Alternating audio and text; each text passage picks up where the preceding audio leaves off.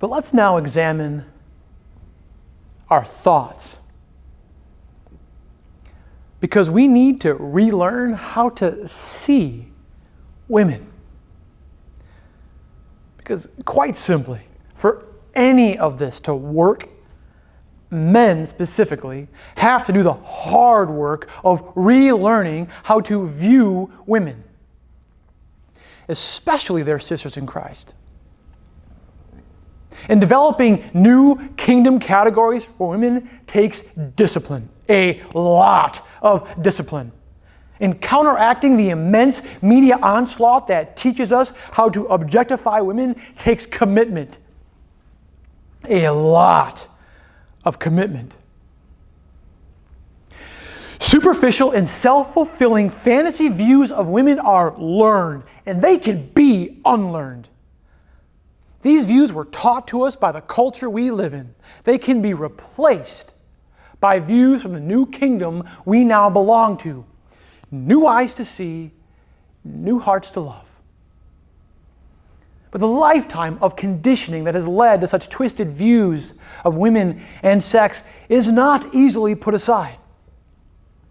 Yet how much instruction and counterexamples are we really providing? Or are we just replacing sensational cultural norms with a divisive marriage obsession fantasy? Men, the average single adult woman has never had a positive male relationship in her entire life. The women who enter this community, they don't need your courtship. She needs your brotherhood.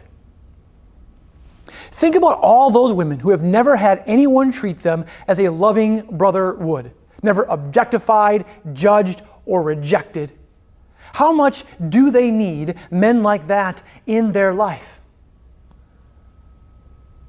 The value of a good man being present, visible, available, trusted, and safe is hard to overestimate.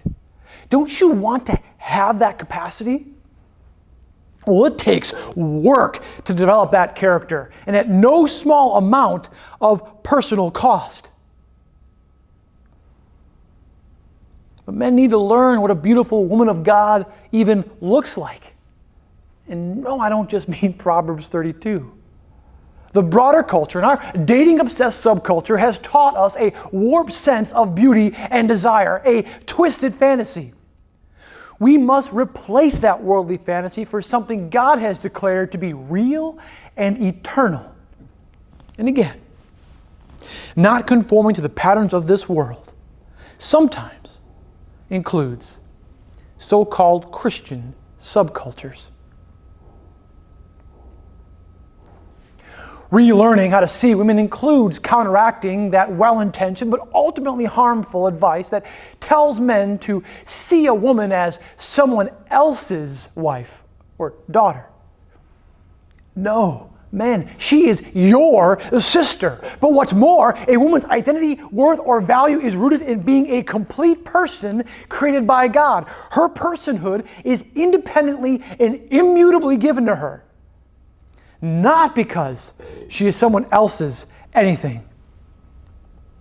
And most certainly not because she is your something. It is because she is God's masterpiece. But you got to give up your relationship idols. Without question, if you have an idol in your life and you are at the same time pursuing God, you need to give it up willingly and immediately. Because if not, rest assured, God will answer your prayer and He will come for it. He will shake your tree. And it will feel like the hard way because you did not let go when you had the chance. Sometimes, no, I have. We find ourselves praying for idols. Praying that God will give us idols such as that relationship or wife we've pinned all our affection and attention on.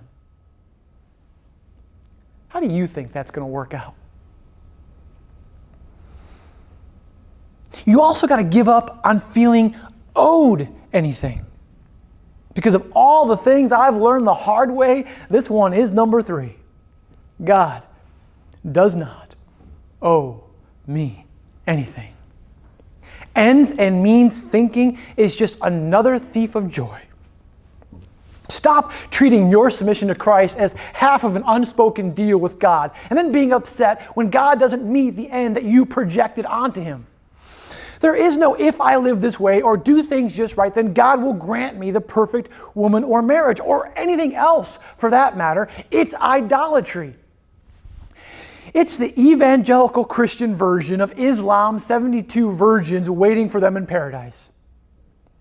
We just want one perfect bride here and now. It's the same misunderstanding of God. And you've got to also give up your anger. Brothers, lay your anger down. It is what will drive awfulness in your externalization towards women. I am sorry. You feel frustrated and hurt and tempted and lonely and unfulfilled. It is not their fault. Lay it down. Get rejected? It's what we do. It's not another woman's fault. Do not take it out on them. Learn to know when you're doing so. Lay it down.